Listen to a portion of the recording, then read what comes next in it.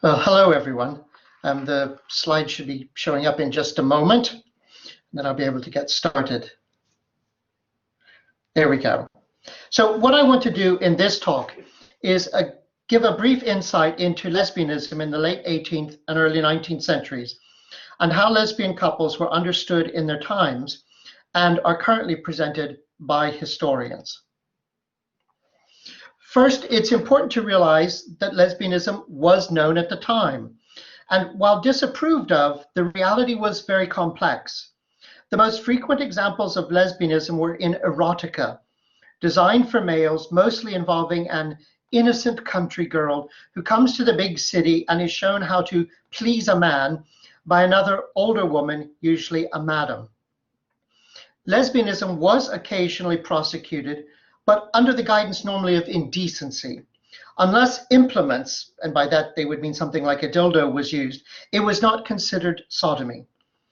Finally, for the most part, men, and therefore the law, simply didn't care. So to examine the issue of how lesbian couples were and were not able to find a space to exist, I want to examine three case studies. First, Anne Lister, known from the recent TV series as Gentleman Jack, and her wife, more on that later, Anne Walker of Shibden Hall, Halifax. Eleanor Butler and Sarah Ponsonby, universally and widely known then and now as the Ladies of Llangollen in Wales. And finally, Jane Peary and Mary Ann Woods of Edinburgh. Anne Lister was a well-off Yorkshire landowner, diarist, and traveller. She's been called the first modern lesbian for her clear self-knowledge and openly lesbian lifestyle. Her wife, Anne, called her Fred, and her Halifax neighbours called her Gentleman Jack. She inherited Shibden Hall from her uncle and directed its renovation and landscaping as any wealthy male landowner would have done at the time. During her life, she kept a 4 million word diary. About 1/6 of the diary is in code. Her coded journals record her daily life, romances, and seductions, as well as her rigorous program of study. In particular, the coded parts detail, really detail, her sex life and sex acts with just about every woman of her class in the area around Halifax. Her affair with a wealthy heiress, Anne Walker, was a story widely and openly known in the area. It was possible for them to marry because there was a parish church on her estate, and as a result, as the landowner, she controlled who could be priest. She was, as a result, able to pressure the parish priest into marrying her and Anne in the church. They wore wedding rings and, as I said, were recognized by neighbors as a couple. When she died, her will left her estate to her wife. However, this was a public and legal recognition which was too scandalous for the families. The will was quashed, and Anne Walker, who was much younger, was committed to an asylum for the rest of her life. In other words, while she was alive and a powerful local landowner, Anne Lister was able to do as she pleased, and her family and neighbors had to accept it. Money and land protected her and provided the two Annes space to be a couple. Once that protection of land and money was gone, the families and wider society closed ranks to remove the scandal which they had been forced to tolerate.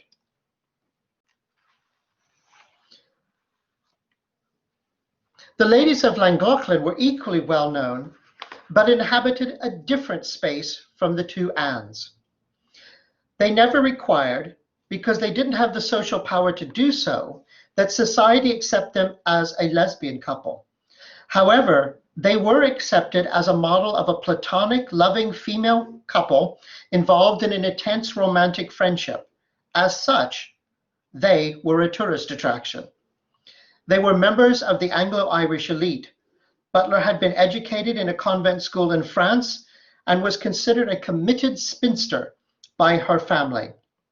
Ponsonby lost both parents at a young age and was given into the care of her father's female cousin, whose husband tried to force himself upon her several times. They met in 1768 and struck up a firm friendship. At 16 years, her senior, Eleanor, became a sort of mentor for Sarah. They began corresponding with one another and concocted a plan to remain together. They eloped, but were returned to their family homes. They resisted attempts to keep them apart and secretly remained in contact with one another. Sarah Ponsonby blackmailed her would-be abuser, Sir William, her cousin's husband, with threats of making public his improprieties. They again eloped, and both families simply decided that it was acceptable that they were out of local view in Wales, albeit on the main trunk road between London and Dublin, which made it easier for them to be a tourist attraction. And boy, were they an attraction. This is just a brief list of the people who came to look at them, or rather take tea with them in their home, which remains a tourist attraction like Lister's Shibden Hall to this day. You will recognize many of the people on this list and probably be surprised by how many of them sort of overlapped with one another. So the question is, why were they such a tourist attraction? Why did all these famous people stop off to take tea with them? Why were people making tapestries of them from prints? The tapestry is still in their home. Why did Wedgwood make souvenir mugs which could be bought after a visit with the ladies? Remember, this is the Romantic age of Byron and the Shelleys. Queen Caroline provided the ladies with a pension. Why? Because everyone looked at them and saw what they wanted to see. Pure, asexual love. They all understood that any sane woman would want to avoid marriage and childbirth. A painful death in childbirth was the leading cause of adult female death. They loved the story of the double elopements.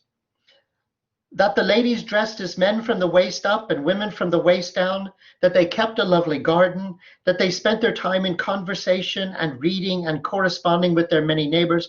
All of this was just too romantic.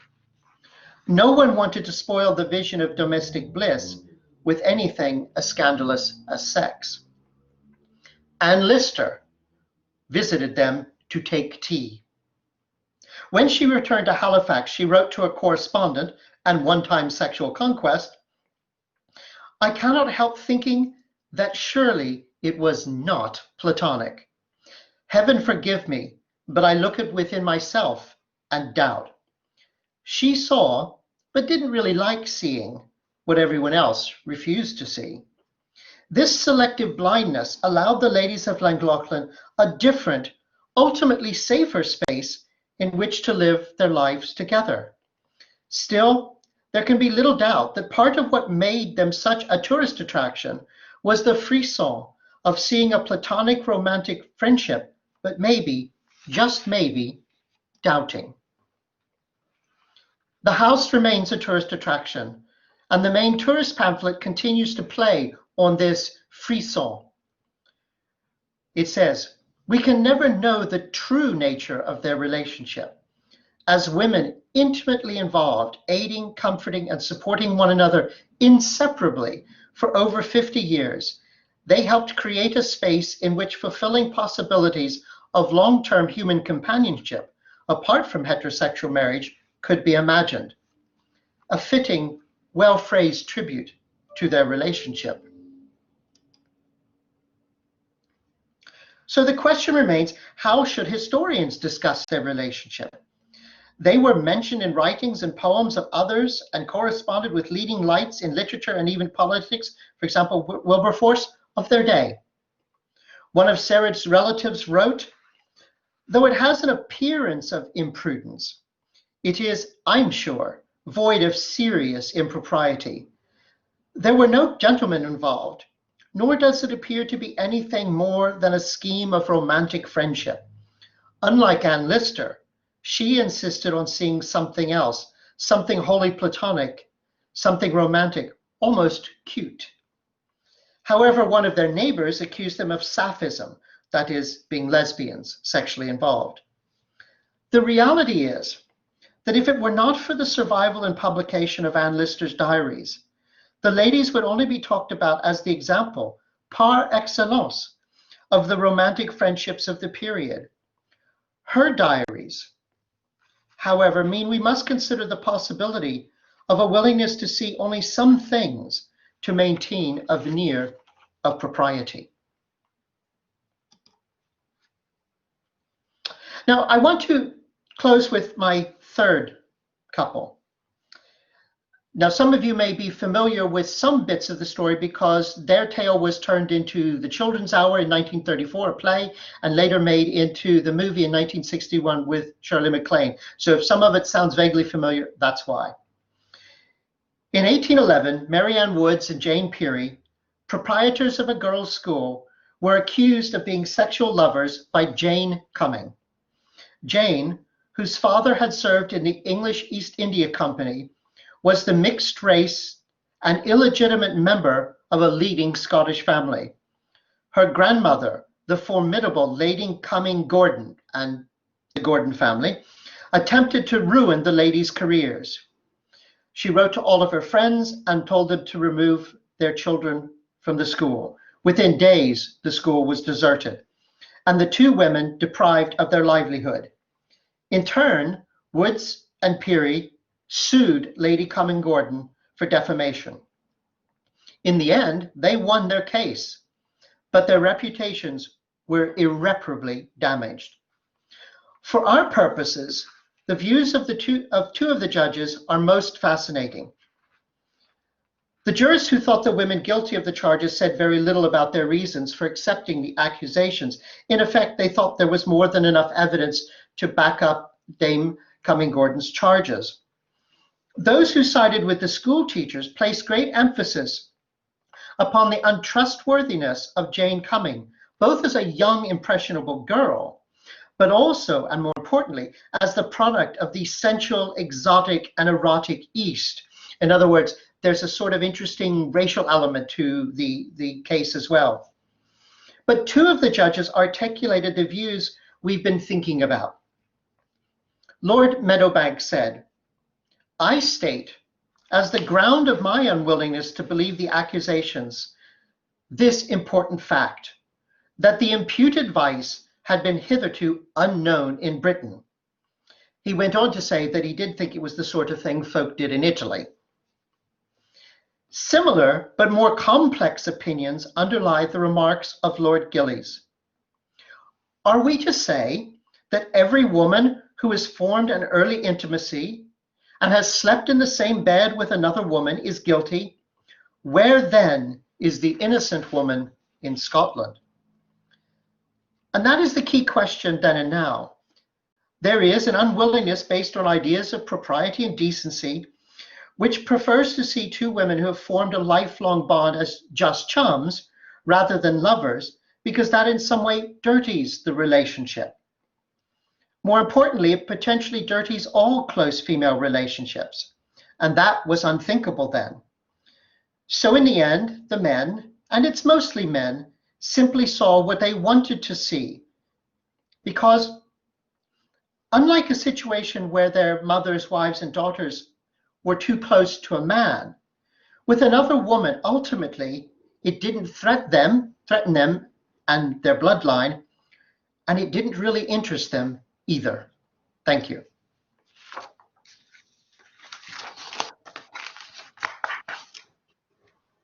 Thank you very much, Bill. That was fantastic. So we're going to open the floor for questions now. We can get a discussion going. So if you have anything you'd like to ask Bill or any observations or points you want to raise, then please get typing in the group chat. Again, if you haven't managed to find that yet, it's in the purple icon at the bottom of the screen. If you open that up, you'll see the small speech bubble, and you can type your question or your comment in there, and we'll give you guys a couple of minutes to catch up.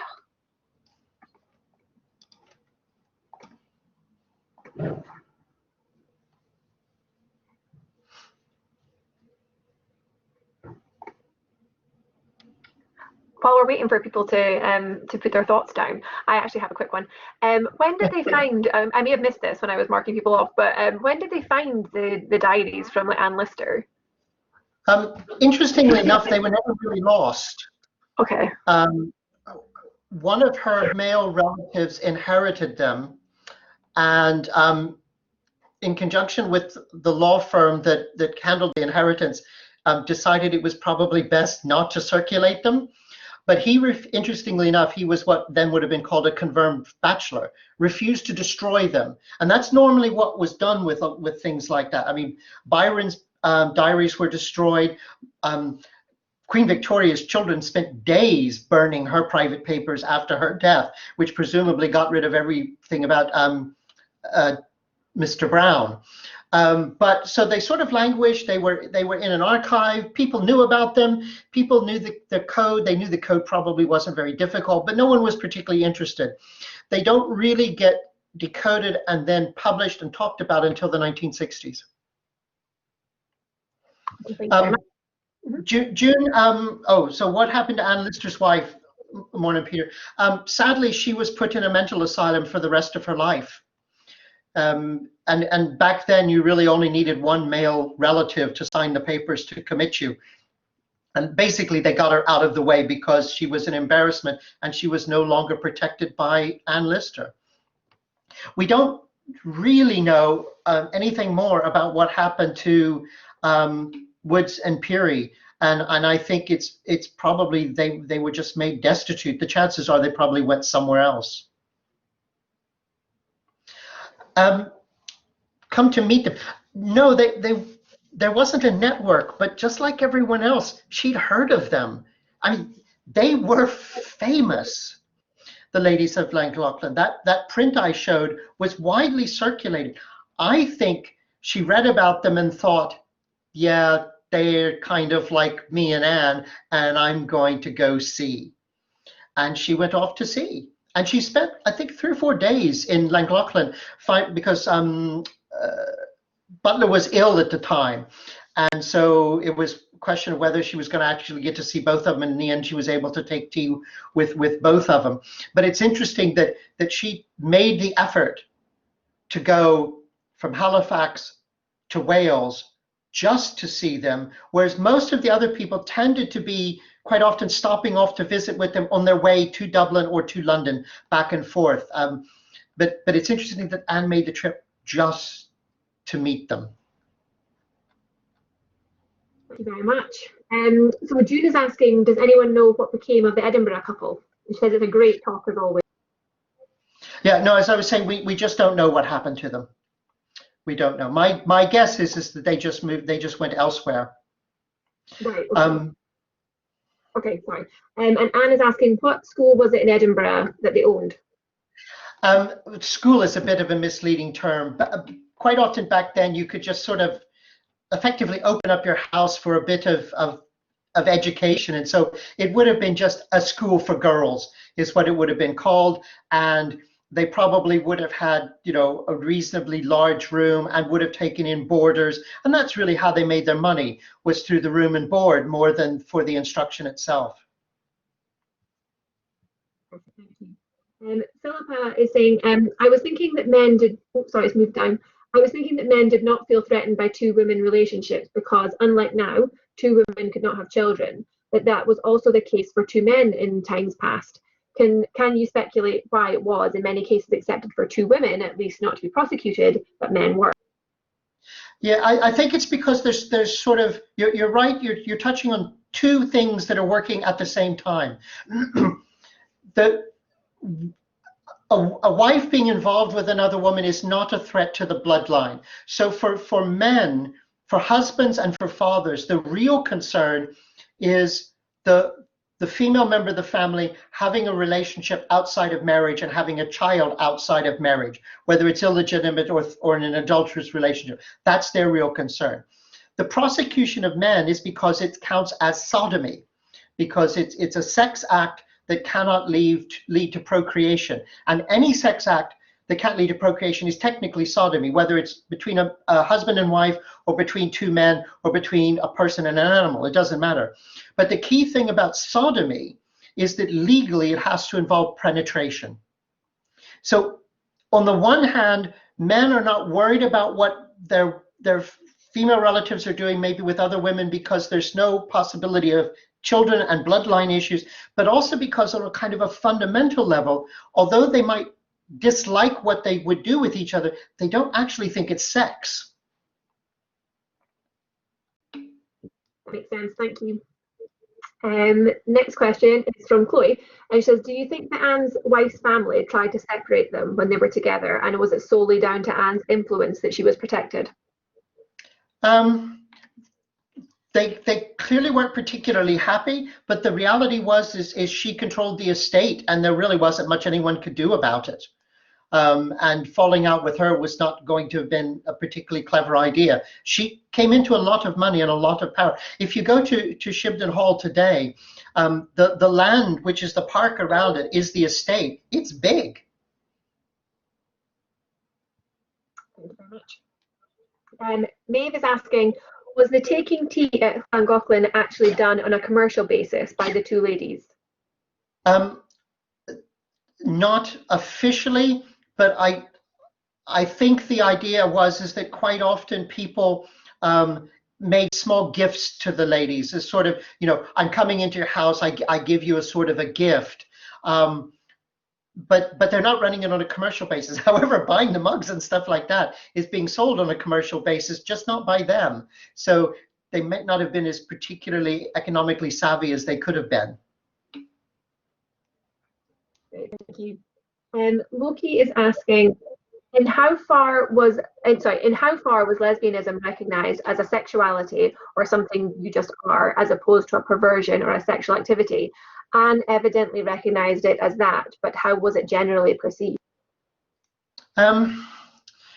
This is an interesting question, because in a sense there's how does the individual perceive themselves, and it's very clear that Anne perceived herself as her sexuality as being sort of part of who and what she was. The other side is how other people perceived of this. Now, it's true that you could argue that the law really understood that there were sex acts that were illegal rather than a particular identity, but that's a rather simplistic example. So in Paris in the 18th century, there was what was called there was a particular section of the police force whose job was to go around and arrest people that they thought were engaged in sodomy, and they trained officers on what to look for in the way a person walked, the way they talked, and sort of signs and all kinds of things like that. That suggests more of an identity. The Molly houses in the early 18th century in London, which were places where men went, and not high-class men, sort of stable men and laborers went, where they went inside and then they dressed as women, they called each other by women's names, they used female pronouns. They quite often, when they would join, would be rebaptized with a female name, quite often by having a glass of gin thrown in her face. It's all rather strange. But it's clear that there's sort of rituals involved, and that again suggests an identity. I think the issue is if you have an identity that this is who you are in an age where you could be executed for it if you're a man, then you don't enunciate and articulate that identity, even if you might hold it. The rest of the community is not particularly interested in having a discussion about whether this is sort of bad things that an individual does, or that an individual who's bad does these things. It's not really something they engage a lot of thought into. Thank you. Piotr's asking, to what extent a woman who engaged in sexual activities with another woman was perceived as actual engaging in a sexual encounter? Yeah, this is a good question, because technically the law of sodomy is very clear. It has to involve penetration. So women who are prosecuted, unless they are using a dildo, are not going to be prosecuted under that legislation. They will be prosecuted really for what might just be considered a kind of fornication, a kind of bad thing. I've seen court records in Geneva where the public thing that's read out that would normally detail what a person has done when it involves someone who's been accused of same-sex female things, where it's just scratched through, and what is read out is they did really bad things. So I think there's an interesting ambiguity there, and it's because the law effectively doesn't even anticipate this behavior. Super, thank you. Ian is asking, did the couple from Wales welcome anyone who came to their door, or did one have to book in advance? It sounds an odd thing to do. It is. It's a great question. Normally, people would have showed up with letters of introduction, which would have been sort of presented in advance. So, you know, well, I don't know. The Queen would write, my friend, the Duchess of so-and-so is on her way to Dublin. She would very much like to take tea with you if that's convenient. And you would respond and say, you know, obviously we would be pleased to receive her on such and such a day. I mean, basically people just didn't show up at people's doors back then anyway. You know, in proper upper class families, and they are from the elite, Anglo-Irish elite. You did it through sort of letters in advance. I mean, I like the idea that if only they had thought about selling tickets, they'd have made a lot more money. But that didn't really exist anyway at this period of time. Thank you very much. Philip is asking, the sodomy is then an issue for religious Christian reasons. Yes, it's simply because the idea is mentioned in the Old Testament in a number of cases, and it's not just about, as I said, male activities, but any sodomy is really just defined in Christian thought as any activity that is not going to lead to the possibility of procreation. So technically, using a condom in a married couple, they're committing sodomy, because they're having sex for some purpose other than the possibility of creating life. And that in many ways explains, people quite often don't understand the sort of Catholic attitude towards things like contraceptives or IVF. And it's because of their understanding of what sex is for. Sex is about physically joining together a husband and wife for the purpose of creating life. So technically in the Middle Ages, there's a great big debate over whether a husband and wife should engage in sex after the woman goes through the menopause, and whether that becomes sodomitical, because why are they doing it since it can't produce life? And it's also one of the reasons why very often older women who become widows aren't expected to remarry, because what's the point? Is very much the attitude. So yeah, there's a lot in this sort of idea of sodomy is a religious issue and a crime that is really complex and fascinating. Absolutely. Thank you. So the next question is from Marna and Peter, and they're asking, what did you think of the TV series Gentleman Jack? Well, I have to confess, I didn't see the whole thing. I saw the first couple of episodes, which I really enjoyed, but then I was much too involved with getting things ready for the start of this very weird semester we're in, and I just lost track of it. I should have told my television to record it, and then I would have been able to watch it. But I must admit, what I did see, I was very impressed with it, and I was particularly impressed with the way it presented Anne Lister as very much knowing herself and knowing what she wanted. Great, thank you. Anne is asking, I've read that Queen Victoria did not believe or accept that lesbianism could exist. Would you have a view how she would have explained away these three examples? Well, funnily enough, that's just one of these stories you get that seems to have no basis in fact whatsoever.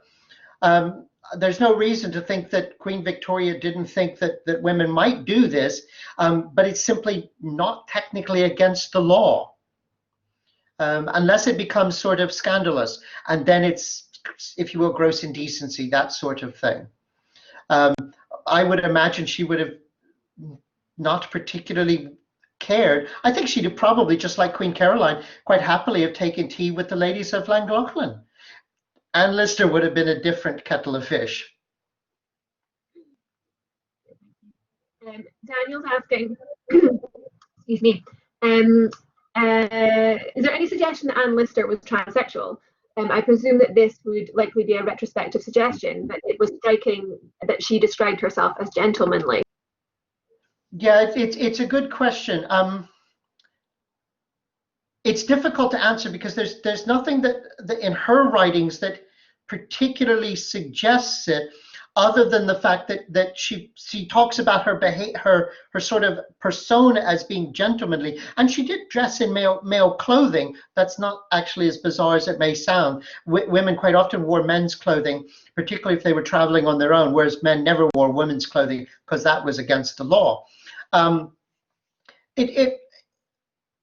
If she were alive today, she might well describe herself that way.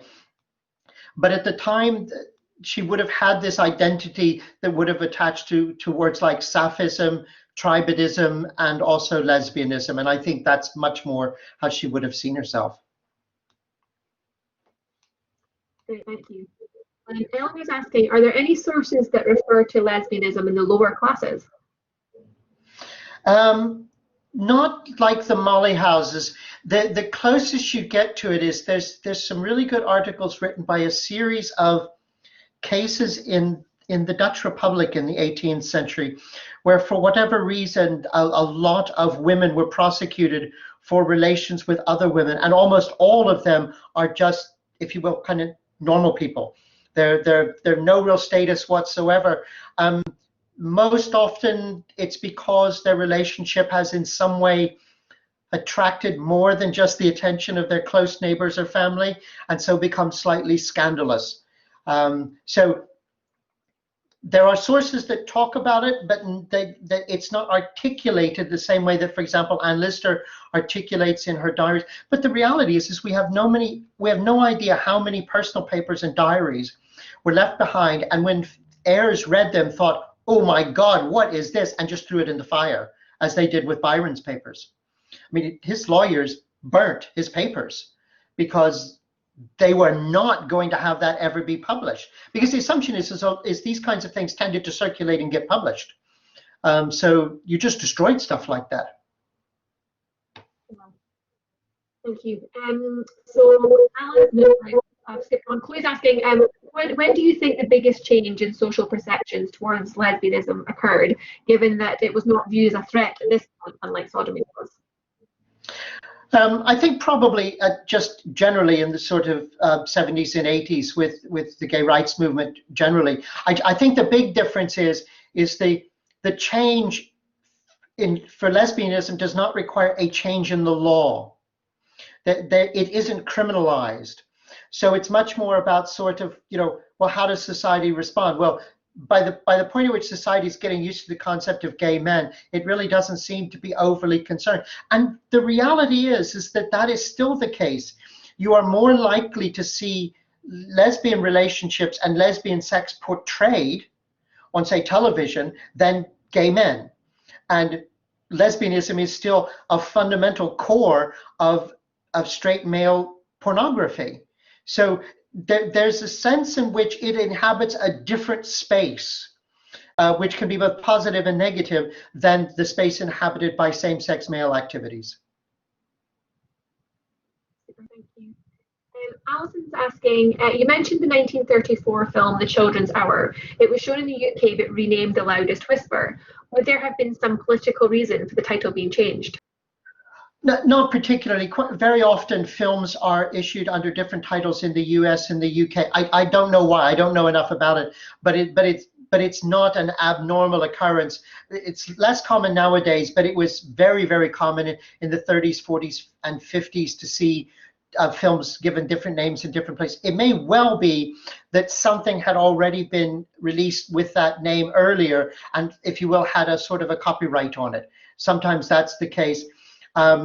Sometimes it's just sensibility. So, the Agatha Christie novel, 10 Little Indians, is what it's called in the US. When it was released in the UK, it was called 10 Little and the N-Word, which is what the book is actually called.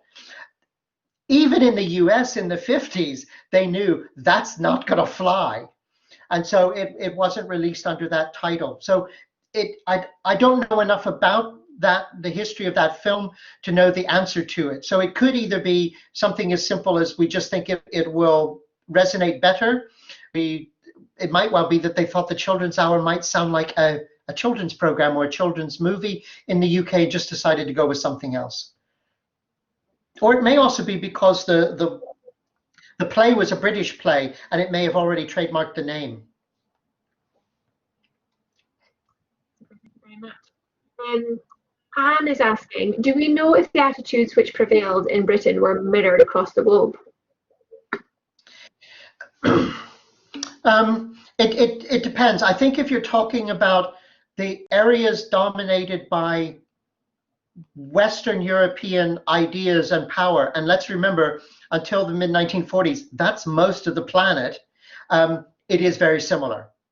If you start to say, well, what would have been the attitude in places like Japan and China that are outside of Western control and a lot of Western influence, I don't know. They tend to have a very relaxed attitude towards same-sex activities. I mean, for example, one of the first and most famous early emperors of China is famous for the story of the cut sleeve, where he's had sex with his male lover and is so in love with him that when he wakes up and needs to go to work, he cuts the silk sleeve of his jacket, which his lover's laying on, rather than wake him up. Well, that's widely known in China, and gay men are still referred to as cut sleeve.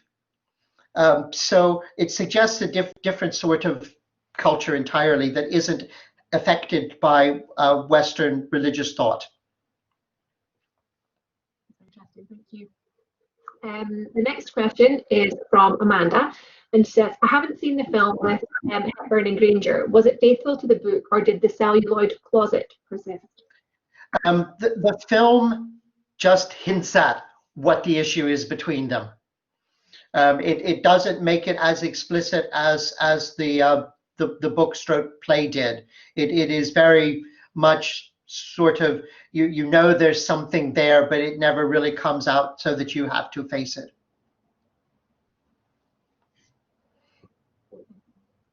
Daniel's asking, was there a significant difference in how platonic relationships between two men were seen and compared with one between two women? On the difference in names, copyright usually plays a part in these things. Yeah, that's what I would have guessed. Two men living on their own without ever marrying would be viewed slightly differently. But again, if they have a position of status or land or money, it still isn't going to matter. And there are examples. I mean, you could do this, not quite the Ladies of Llangollen tourist attraction, but you can certainly talk about the 18th century of quite prominent members of even the British government who clearly are involved in a same-sex relationship, and may have wives, but everyone knows that their real relationship is with another man. No one particularly cares. They've got a wife, they've had a child. Yeah, who cares? They've done their duty. The rest doesn't really matter. But it's never too obvious. It's never as explicit, and there's never an attempt to marry like Anne Lister does. I mean, that's one thing. To me, that's one of the most amazing things about her story. Okay, Anna is asking, where can I find more information about the laws against sodomy and against men wearing women's clothes? The easiest answer is to say, I'll give you my email address, and you're more than welcome to drop me a line, and I can send you some sources. And I'll try to find ones that are at least readily available online, perhaps through the university library, which as an alum you should be able to get access to. I actually have another one. While we're, if anyone has anything, please do. Even just any discussion points or comments that you want to make, please put them in the chat for us. In the meantime, you mentioned before about how easy it was for women to be sent to the mad house, or to get put away by male relatives.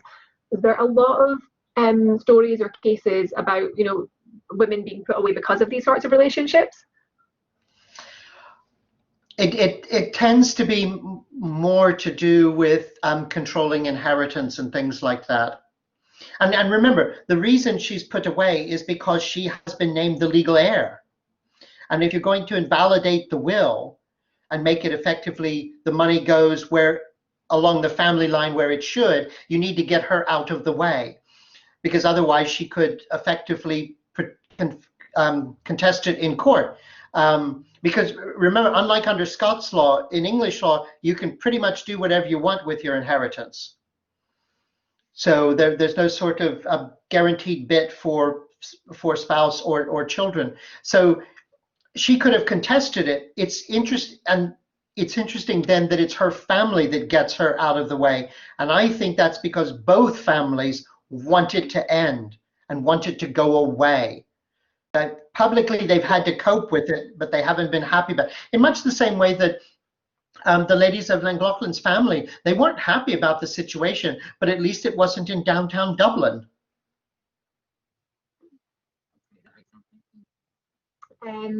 Loki's asking, do you think the broader field of history has a problem with LGBTQIA+ erasure?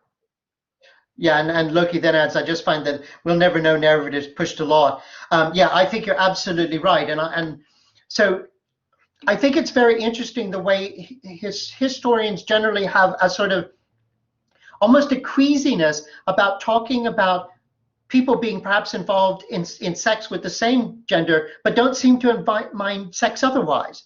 I mean, I always say the perfect example is if you suggest that James the Sixth and First might have been involved with his male favorites, which people at the time suggested it, and if you read their correspondence, it's probably, you know, easy enough to perceive. I mean, you just think, you know, it didn't matter because he married Anne of Denmark, he had 2 children, he had 2 heirs, so who cares? But this is somehow seen as being, oh, but you can't say that because you can't know for sure. Well, what do you mean you know for sure? How do you know Henry VIII ever had sex with his 6 wives? The fact that they had children doesn't mean he was the father. We just assume it. And it's interesting that we're quite happy, even with small children, to talk about Henry VIII, who is a wife killer and somehow a serial adulterer, and somehow that's socially acceptable. But the idea that you might ever suggest to children that James the Sixth and First might have been bisexual, ooh, you can't say stuff like that. I think that's an interesting comment on the way in which historians still interestingly sort of differentiate between kind of acceptable sex and dirty sex. That's so interesting. Never thought about it like that. You're absolutely right. It's incredible, isn't it? Okay, so the next question, Chloe says, me again. Are there any examples of other Anne listers who managed to marry their partners in other Western countries during this period? Not that I've ever come across. And in fact, I mean, obviously it wouldn't have been a legal marriage, but it's the fact that she's still in, because of her position as the holder of the benefice, she's able to make the priest go through the motions in church. And presumably there must have been at least 2 witnesses, but again, she could have just made 2 of her tenants do it, because what choice would they have had? I mean, she was quite happy to make her tenants vote the way she told them to. I mean, this is a woman who went to her tenants and said, if you don't vote conservative, I'm throwing you off your lease. And this was before secret ballots, so she would have known how they put up their hand. So she's not averse to throwing her weight around. That's so funny, thank you. So June is asking, did anyone ever get out of the asylum after they'd been placed there? And also, you said one of the royals had visited the ladies. Did this have an effect on their ability to live the life they led? Yes, obviously. And it's not just the sort of social acceptance. Queen Caroline gives them a state pension, which and that gives them the financial independence from their families. I mean, the families are giving them money basically to keep them in Wales and quiet. The Queen gives them a pension which gives them a lot more freedom and gives them the money to really do up their house and the gardens. I mean, the place is beautiful. I mean, if you ever get a chance to go, I highly recommend it. There's a really nice steam train ride in the town as well that you can do. But it's a spectacular house. It's really worth going through. But you get a sense they had some money, and they did. But a lot of it came through the state pension as much as it came through their family, effectively paying them stay in the backwoods of Wales somewhere, hush money sort of stuff. Shibden Hall is also very nice. Unfortunately, I don't think it's open to the public, but it's the centerpiece of this very, very large park, sort of on the northeast edge of Halifax. Did anyone ever get out of it? Effectively, you could be put in and brought out by your male relatives, more or less as they felt like it. It's a horrible situation, you know, but most of the past is pretty horrible. Just for my own interest, when did that stop being a thing? I want to say in the middle of the 19th century, you get a situation where you now have to have a signature of, I think, a judge and a doctor. But even then, it's not that difficult to do. I mean, remember today, there are still southern states in the US where if your parents and a judge agree and you're under the age of 18, you can be forced to go through conversion therapy. Wow. So the question of when it ends is depends on what you're talking about ending. It's also, I mean, you know, it's worth reminding ourselves that well into the 70s, both in many American states and in Sweden, they were still forcibly sterilizing prisoners to breed out crime. Yeah. Yes, exactly. Women, and in Ireland, well into the 20th century, that's what that film was about. These homes that women were put into who'd had illegitimate babies, just horrific sort of treatment. And that again was basically you want to avoid the scandal. You hide the scandal, so you're punishing the women, but mostly what you're doing is you're getting them out of sight. Yeah, it's very sad, isn't it? Okay, there doesn't seem to be any more comments or questions. Guys, we're ahead of time, so you're more than welcome. If you've got anything else you want to say or comment on, or any other questions, then we'll give you another minute or so. You can get them typed out. And if not, then we will bring this to a close, but we'll give you another minute or two to see if there's anything else. Thank you, everyone. Philippa, always good to hear from you again. It's always a fascinating session with Bill, guys.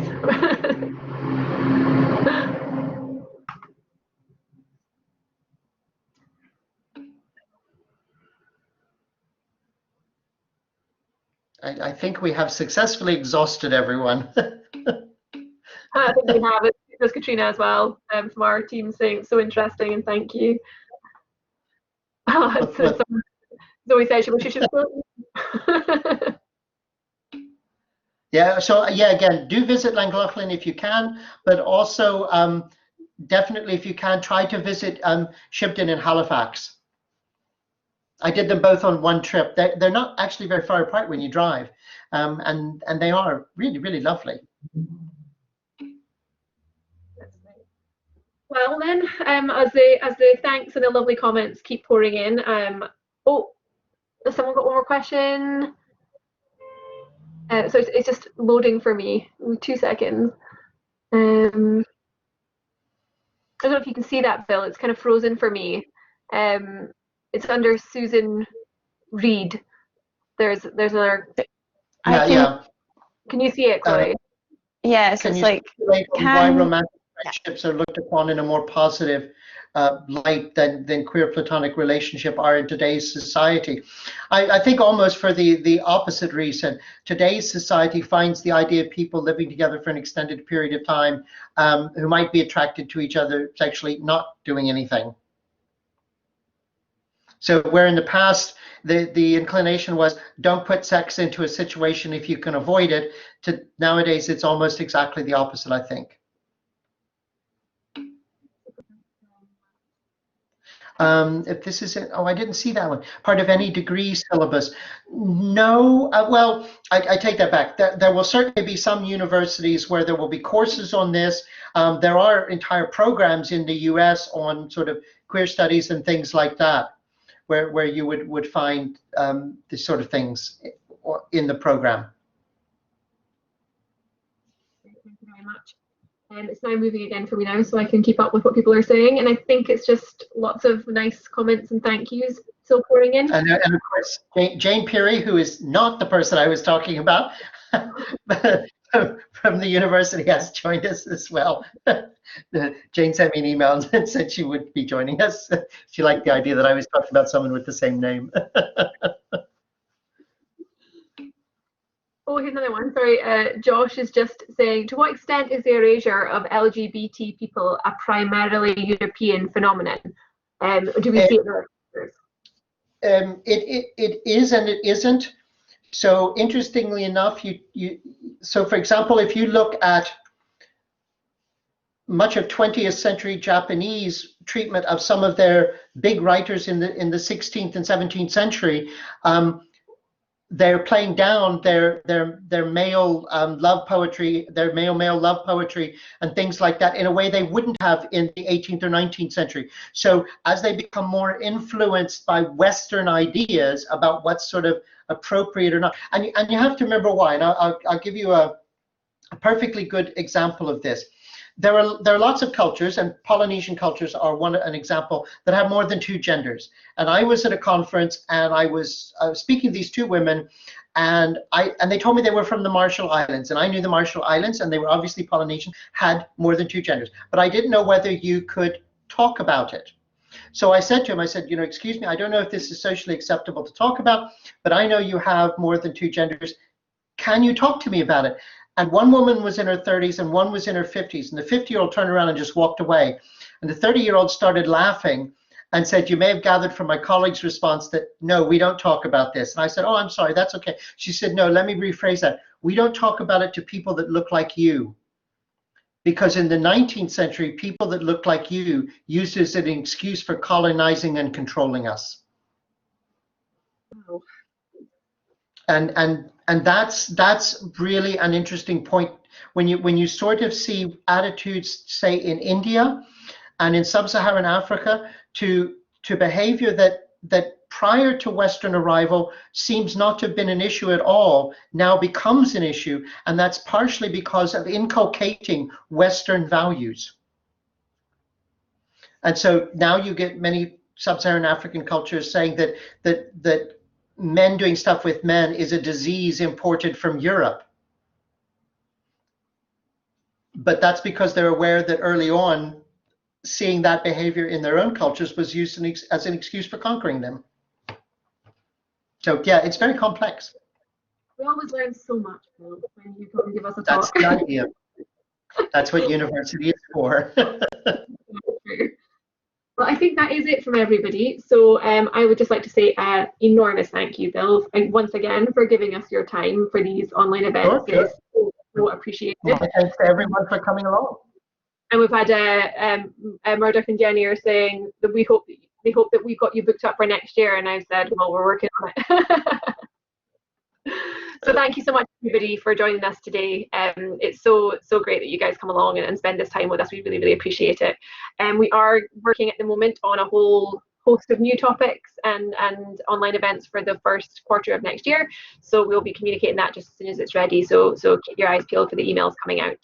And oh yes, and Chloe's just putting out a little reminder there that our last event is on the 16th of this month, and it's our watch party for the carol service. So there's a lot of work going on behind the scenes right now to get all the music filmed and the readings filmed on campus, and then that's going to be put together in a really nice video, and we're hoping that you guys will join us to watch it all at the same time. So there is information coming out about that as well. And you can also go to our booking page. Chloe's just put that on the chat as well. If you want to read some more about it and book your place, then you're more than welcome to do so. So we'll hopefully see you at that and at other events in the future. So thank you very much, everyone.